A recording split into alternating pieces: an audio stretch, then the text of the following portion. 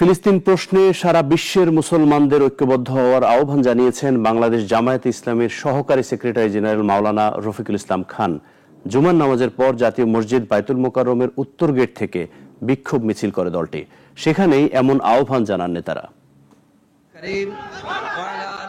ফিলিস্তিনকে মুক্ত করা ও গাজার পথে ত্রাণবহর আটক করার প্রতিবাদে জাতীয় মসজিদ বাইতুল মোকাররমের উত্তর গেটে আজ বিক্ষোভ করেছে জামায়াত ইসলামের ঢাকা মহানগর শাখা।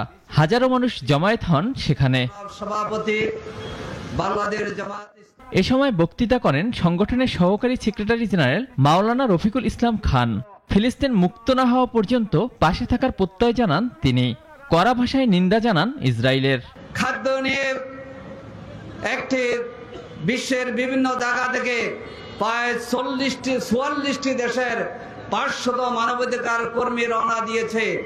সেখানে ইসরায়েলি হায়নারা সেই সমুদ্রের নিয়ম লঙ্ঘন করে ত্রাণবাহী জাহাজকে আটক করেছে, অনেক মানবাধিকার কর্মীকে আটক করেছে।